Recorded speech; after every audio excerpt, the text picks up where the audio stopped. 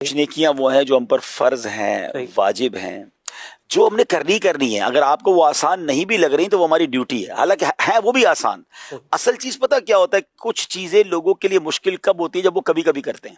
صحیح. اور کچھ بندے اگر کسی بھی چیز کو کنٹینیو کریں، اب میں مثال دے دیتا ہوں، اب آپ کہیں گے فوراً مثال آتی ہے. میرے سامنے بلیک کافی پڑی ہوئی ہے، واہ، ٹھیک ہے، میں اپنے ساتھ کافی لایا، میں نے کہا گرم پانی میں ڈال کے مجھے دے دیں.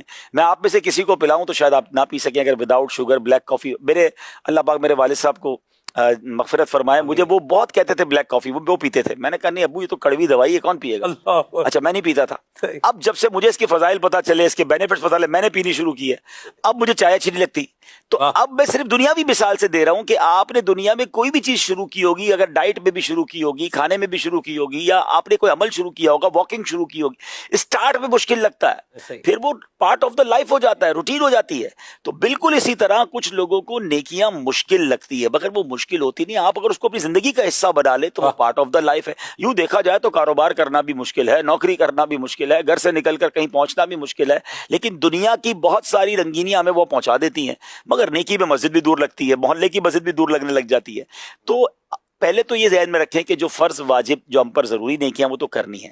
مستحبات جو ہے اس کے لیے پھر ہم کوشش کریں کہ اگر سٹارٹ کرنا ہے نا تو پہلے آسان نیکیوں کی طرف آ جائیں. لیکن اس میں بھی ایک اور بات بڑی کمال کی کہوں گا کہ مشکل نیکیوں پر ایسا نہیں ہے کہ اجر برابر ہے.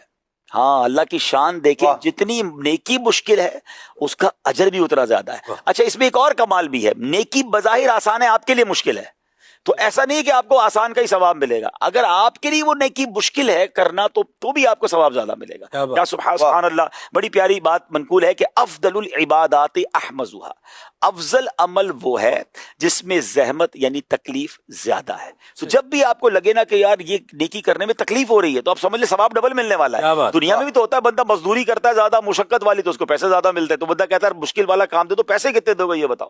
تو یا تو نیکی اگر مشکل والی، سردی میں اٹھ کر نماز فجر پڑھنا ہے، یا جناب لحاف سے نکل کر تہجد پڑھنا ہے، کچھ لوگوں کو اور نیکیاں مشکل لگ رہی ہوتی تو اس کا ثواب بھی زیادہ ہے. اسی طرح امام شرف الدین نووی رحمۃ اللہ تعالی علیہ فرماتے ہیں عبادات میں مشقت اور خرچ زیادہ ہونے سے ثواب اور فضیلت زیادہ ہو جاتی ہے. جس عبادت میں مشقت ہے یا خرچہ زیادہ ہو رہا ہے تو نہ سمجھیں کہ اس کا ایک ہی ثواب ملے گا، انشاءاللہ اخلاص ہوا تو اس کا ثواب بھی ملٹی پلائی ہو جائے گا.